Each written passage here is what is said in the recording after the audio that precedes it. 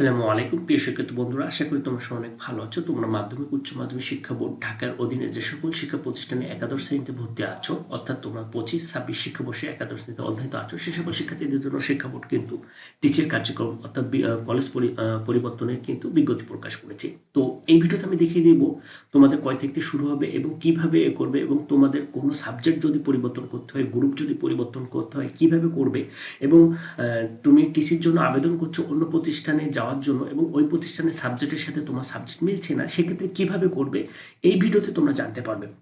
তো ভিডিওটা স্কিপ করলে তোমরা কিন্তু যে সাবজেক্ট চেঞ্জ করবে কিভাবে, যে প্রতিষ্ঠানে যেতে ইচ্ছুক, যে প্রতিষ্ঠানে সাবজেক্টের সাথে তোমার সাবজেক্ট মিলছে না সেটা কিভাবে করবে এই ভিডিওতে জানতে পারবে। তাহলে তোমার চ্যানেলটা সাবস্ক্রাইব করে রাখবে এবং পাশে থাকা বেল আইকন প্রেস করে রাখবে এবং ভিডিওটা শেয়ার করে রাখবে। তো প্রথমে দেখা যাক তোমরা এই বিজ্ঞপ্তিটা কিভাবে ডাউনলোড করবে। তো তোমরা যারা আমার ভিডিও যারা দেখো, ইতিমধ্যে কিন্তু তোমরা ঢাকা শিক্ষা বোর্ডের ওয়েবসাইট সম্পর্কে তোমরা জানো, এবং ঢাকা শিক্ষা বোর্ডের ওয়েবসাইট তোমরা যে কোনোভাবে গুগলে এবং লিখলে তোমাদের ঢাকা শিক্ষা বোর্ডের ওয়েবসাইট দেখিয়ে দেবে। তো এটা ঢাকা শিক্ষা বোর্ডের মেন ওয়েবসাইট, অর্থাৎ এই মেন ওয়েবসাইটে ইন্টারফেসটা এমন দেখাবে।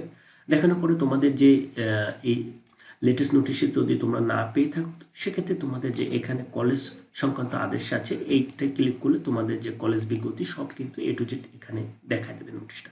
তো তোমাদের সুবিধার থেকে আমি নোটিশটা ডাউনলোড করে রেখেছি অলরেডি। তো এখানে 4 তারিখ অর্থাৎ ডিসেম্বরের 4 তারিখে পাবলিশ করেছে, এবং তোমাদের টিসির কার্যক্রম 14 তারিখ থেকে শুরু, অর্থাৎ 14 ডিসেম্বর থেকে 15 জানুয়ারি পর্যন্ত চলবে।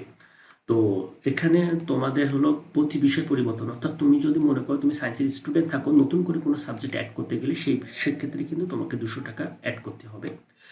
আর তোমার বিভাগ পরিবর্তনের জন্য তারা 800 টাকা বলেছে, এবং অনলাইনে ইটিসি এবং বোর্ড পরিবর্তন, অর্থাৎ হলো ইটিসি হলো অনলাইন টিসি কার্যক্রম, যেটা হলো ঢাকা শিক্ষা বোর্ডের অধীনে যে সকল শিক্ষা প্রতিষ্ঠান তাকে অনলাইন ইটিসি বলে। আর বোর্ড পরিবর্তন হতে ঢাকা শিক্ষা বোর্ড থেকে অন্য বোর্ডে যাওয়ার জন্য যে টিচির কার্যক্রম সেটা বোর্ড পরিবর্তন, অর্থাৎ বোর্ড পরিবর্তনের জন্য তোমাকে যেতে হবে ঢাকা শিক্ষা বোর্ডের আবেদন করতে হবে। আর অনলাইন ইটিসি হলো ঢাকার অধীনে যে শিক্ষা প্রতিষ্ঠানে যেতে ইচ্ছুক সেটা অনলাইন ইটিসি, সেটা বোর্ডের সাথে যাওয়া। তুমি যদি মনে করো না আমি এই সেশনে আর পড়বো না, তাহলে তুমি ভর্তি বাতিল করতে পারবে। আর এখানে তারা বলে দিয়েছে যে শিফট এবং ভার্সন সই পরিবর্তনের জন্য কোনো রকম চতুর্থ বিষয় পরিবর্তন করা লাগবে না।